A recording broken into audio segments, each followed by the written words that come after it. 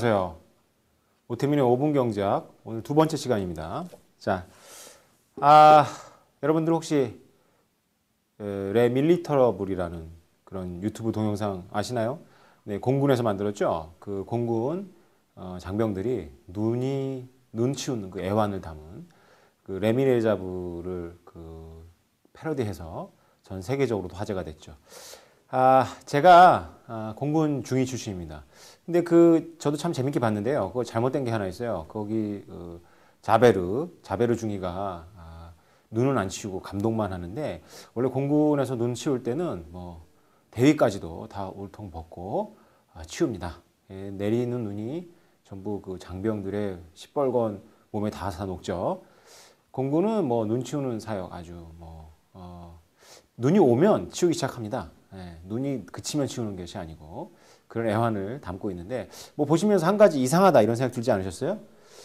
왜 공군처럼 그렇게 그 장비가 첨단 장비가 있는 군인이 뭐 100억짜리 비행기들이 있는데 아닙니까? 왜 사람이 넉가래로 눈을 치우나, 이런 궁금함이 있으셨죠? 오늘 강좌의 제목이 바로 그 레 밀리터러블의 진실 뭐 이렇게 되어 있는데, 그 공군 장병들이 직접 손으로 눈을 치우는 뒤에는, 이면에는 어떤 경제학적 원리가 숨어져 있는 건 아닐까, 이런 생각을 해볼 수 있죠. 네, 우리가 지난 시간에 조사배를 통해서 진짜 경제학에서 의사결정 공식은 추가 이익 빼기 추가 비용이라는 걸 설명드렸어요. 사람들이 스파게티를 먹을지 굶을지 이렇게 의사결정하지 않는다는 거죠.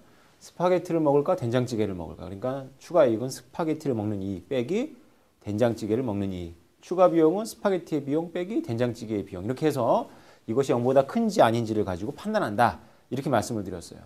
근데 이 공식에서 중요한 점이 한 가지 있습니다. 그것은 바로 뭐냐 하면, 누가 추가 이익과 추가 비용의 주인이 되느냐, 이것이 바로 이 공식에서 매우 중요한 부분입니다. 이 공식에 직접 드러나 있지는 않지만 이 추가 이익 빼기 추가 비용 뒤에는 누가 이 비용과 이익을 가져가는지, 지불하는지가 굉장히 중요하다.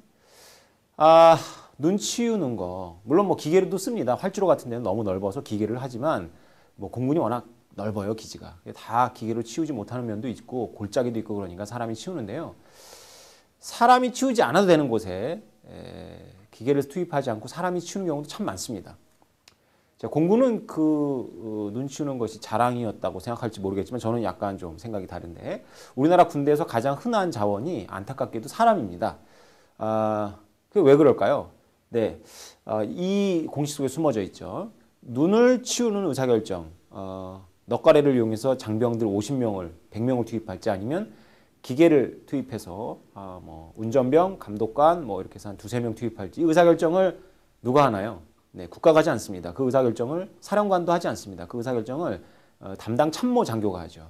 그런데 담당 참모 장교 입장에서는 눈을 치우면 됐지, 뭐 넉가를 치우건 기계를 투입해서 치우건 어떤 추가 이익이 없어요. 뭐 넉가를 치운다 해서 더 깨끗하게 치워지는 것도 아니고, 기계를 동원한다 해서 더 깨끗하게 치워지는 것도 아니겠죠. 물론 넉가래를 이용하면 장병들이 굉장히 고생합니다. 눈은 진짜 치워보면 알겠지만 굉장히 무겁죠. 근데 추가 비용의 문제가 돼요. 자, 장병들, 책에도 썼지만 장병들을 투입하면 그날 저녁에 난리가 납니다. 청년들이라서 뭐 밥 많이 먹죠. 장병들을 투입하면 쌀, 정부미가 뭐 한 2가마 더 들어간다고 보죠. 근데 자동차, 트랙터를 투입하면 뭐 1리터 정도 더 쓸까요, 기름? 네. 그러면 가격으로 따지면, 국가적으로 따지면 정부미 2가마니까 1리터보다 훨씬 더 비쌉니다.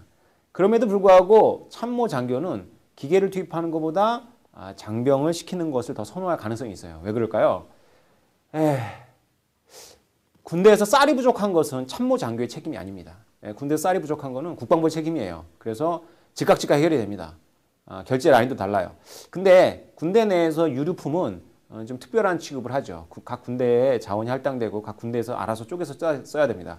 각 부서마다도 할당이 되는데, 뭐 연료비나 난방용으로도 쓰고 그러잖아요.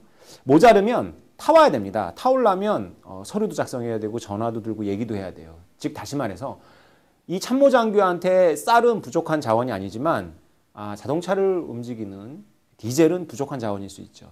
그러니까 많은 장병들을 투입하고 생산성은 기계보다 더 낮을지라도, 시간도 오래 걸릴지라도 이 추가 비용 부분에서 디젤을 투입하는 것은 추가 비용이 들어가요. 전화도 해야 되고 군수과에 아쉬운 소리도 해야 되고 한번 만나서 술도 사줘야 되고 서류도 작성해야 되죠.